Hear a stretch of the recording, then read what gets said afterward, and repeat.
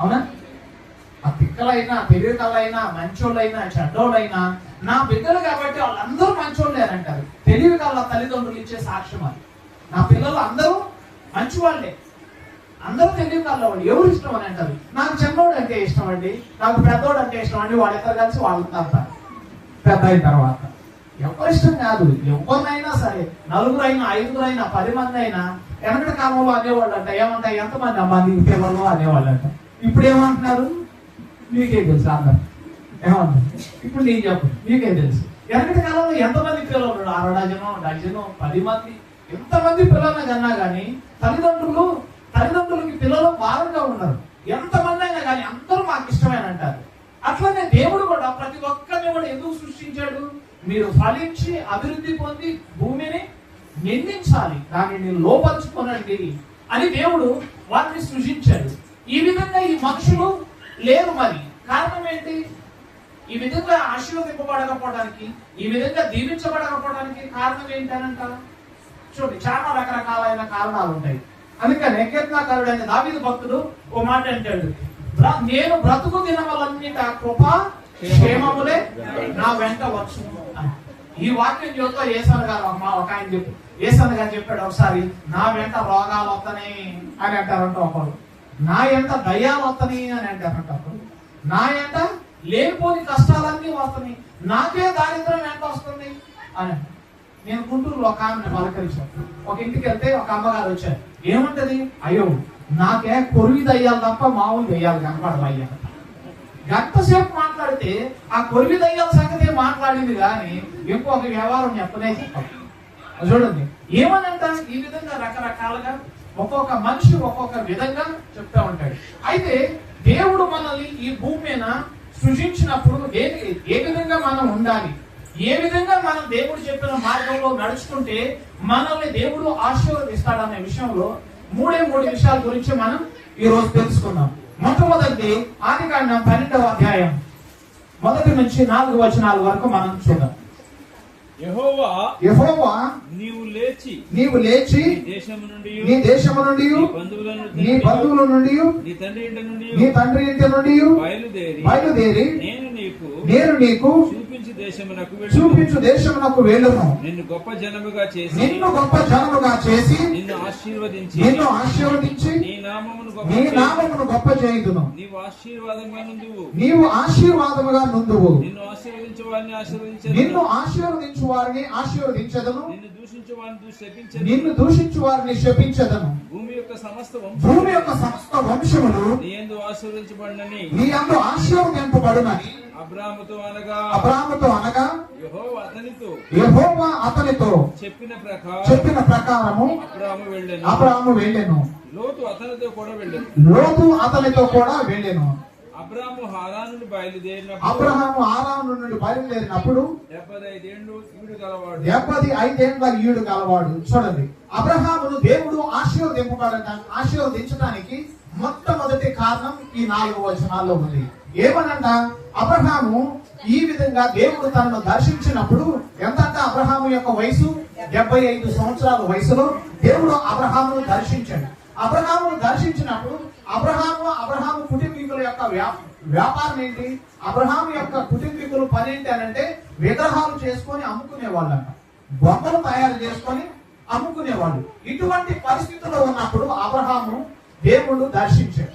అబ్రహామును దేవుడు దర్శించి, అయ్యా నీ ఇంటి నుండి, నీ కుటుంబీకుల నుండి, నీ బంధువర్గం నుండి, నీ ఊరి నుండి, నీ దేశాన్ని నుండి విడిచిపెట్టేసి నేను చూపించు దేశానికి వెళ్ళుము. చూడండి, దేవుని వాక్కు అబ్రహాముతో దగ్గరికి రావడంతోనే మరు నిమిషం ఆలోచించలేదు. ఇంకొక మాట దేవుడికి ఎదురు చెప్పలేదు. అబ్రహాముకి దేవుడికి పరిచయమే లేదు. అప్పుడు అబ్రహాం ఎవరు, దేవుడు ఎవరు? అబ్రహాం అసలు ఇంకొక దేవునికి సంబంధించిన వ్యాపారంలోనే, దేవునికి సంబంధించిన పనుల్లోనే లేదు.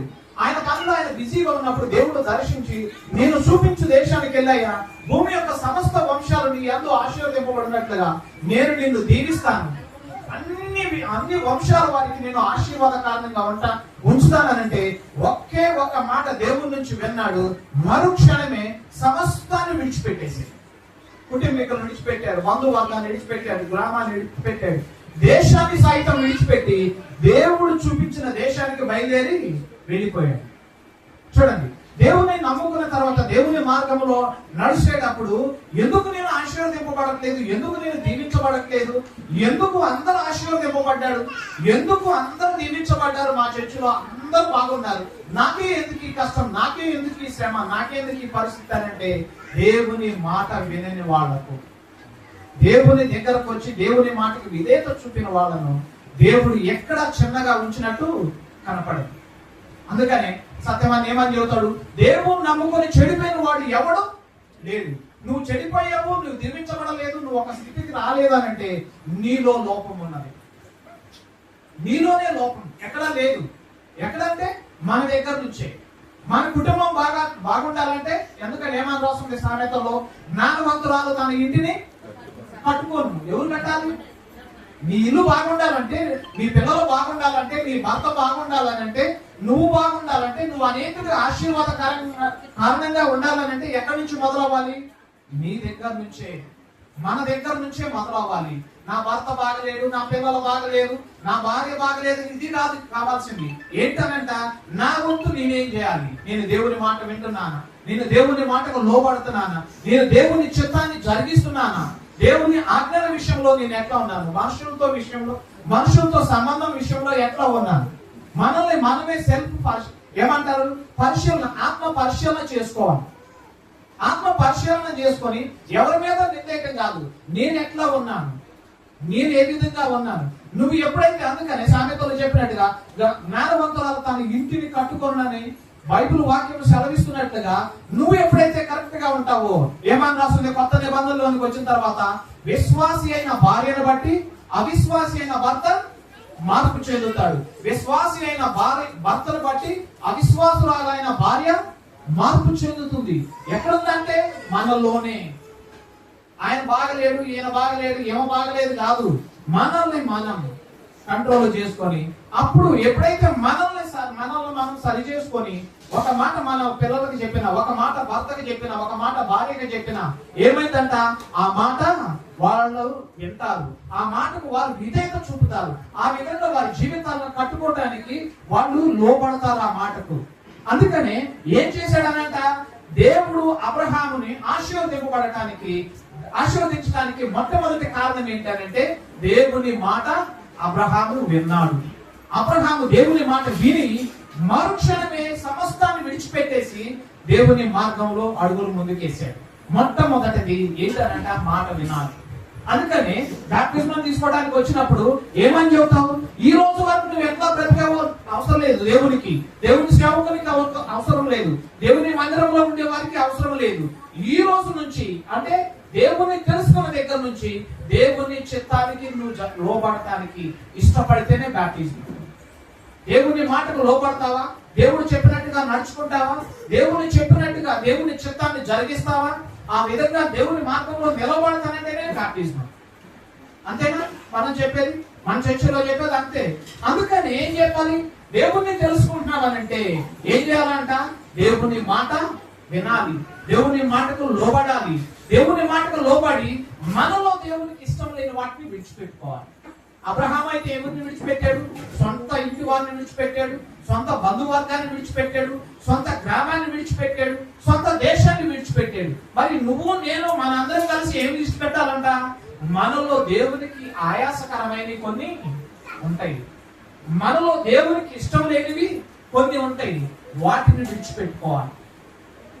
ఏంటి అవి? అవి ఎవరికైతే నీకే తెలుసు, ఇంకొకరు చెప్పాల్సిన పని లేదు. ఒకసారి ఏసన్న గారు చెప్పాడంట, అరే అయ్యా, అమ్మలారా, అయ్యలారా, ఏం చేయాలా మీరు అందరూ? మీ పాపాలన్నీ ఒప్పుకోండిరా బాబులు అని చెప్పానంట. అమ్మలారా, మీ పాపాలన్నీ ఒప్పుకోండి అన్నాడంట.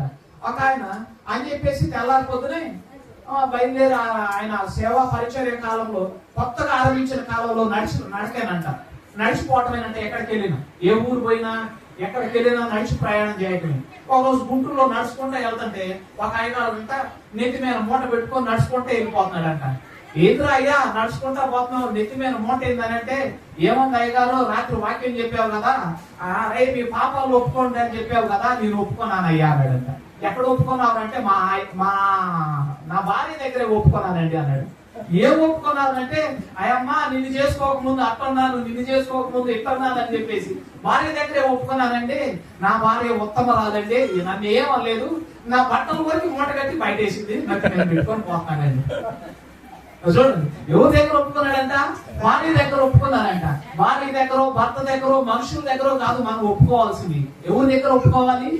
దేవుని సన్నిధిలో నువ్వు ఒప్పుకొని, దేవుని సన్నిధిలో దేవుని, అందుకని అతిక్రమములను దాచిపెట్టువాడు వర్ధిల్లడు, వాటిని ఒప్పుకొని విడిచిపెట్టువాడు కనికరము పొందుతాడు అని చెప్పేసి వాక్యం చెప్తుంది. అందుకని ఎవరి దగ్గర నీ తప్పులు ఒప్పుకోవాలి, ఎవరి దగ్గర నీ పాపాలు ఒప్పుకోవాలంటే దేవుని పాదాల దగ్గర, దేవుని సన్నిధిలో నువ్వు విడిచిపెట్టాలి. అనగానే సత్తనపల్లిలో ఒక ఆంటీ ఉంది, ఏమండి పాస్టర్ గారు నువ్వు ఏమన్నా చెప్పండి, నన్ను గనక నా ఇంటి మనిషి, పక్కింటి మనిషి, పక్క బజార్లో మనిషి ఏమన్నా అందా, ఆ మనిషి సంగతి సాయంత్రం కల్లా తేలవలసిందే. అన్ని ఒప్పుకునిద్దంట, అది మాత్రం ఒప్పుకోదంట. ఒక్క మాట అన్నా కానీ నేను ఒప్పుకోనండి, తేలవలసిందే సాయంత్రం దాకా. సాయంత్రంలో సంగతి తేలవలసిందే. ఇంకొక మాట ఇరుగుపాలెం నుంచి వచ్చింది, 75 సంవత్సరాలు 70 సంవత్సరాలు కాకుండా నేనే బ్యాప్టిజం క్లాస్ చెప్పాను. మా అమ్మగారు అది దేవుని నమ్ముకున్న తర్వాత సినిమాలు చూడకూడదు, సీరియల్ చూడకూడదు. అయ్యా ఆడ ఆపు కొద్దిగా. ఏందమ్మా అంటే ఏమి లేదయ్యా, సీరియల్ మాత్రమే నేను చూస్తాను అయ్యా, ఇంకేం చూడను అయ్యా. సీరియల్ చూడకపోతే శుద్ధి అవుతామా అమ్మ, నేను బ్యాప్టిజం అయ్యి, నువ్వు బ్యాప్టిజం అయిపోయినా పర్వాలేదు, నేను వెళ్ళిపోతాను అయ్యా. చూడండి, బ్యాప్టిజం కూడా తీసుకోదంట. మరి 2 మెట్లు ఎక్కిన తర్వాత గుర్తు వచ్చింది అనుకుంటా, అయ్యో ప్రార్థన చేసుకుంటే దేవుడు సహాయం చేస్తాడా?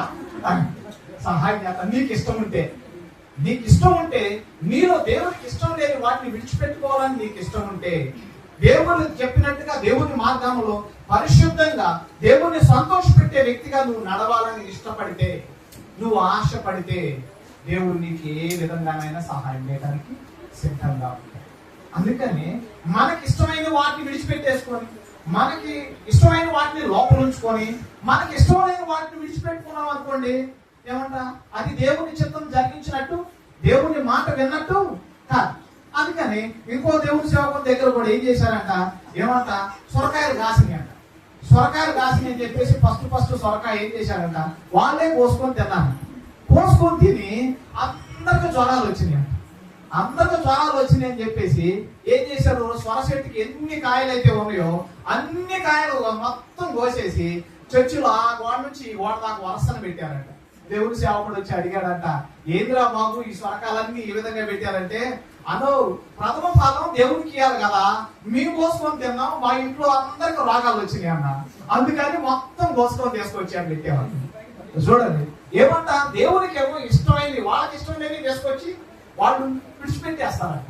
కానీ వాళ్ళకి ఇష్టమైనవి కొన్ని ఉంచుకుంటారు. అందుకని మన ఇష్టం కాదు, దేవుని చిత్తాన్ని పరిపూర్ణంగా నెరవేర్చాలి. దేవుని మాటకు పరిపూర్ణంగా లోబడినప్పుడు దేవుడు మనల్ని, మన కుటుంబాలని ఆశీర్వదిస్తాడు.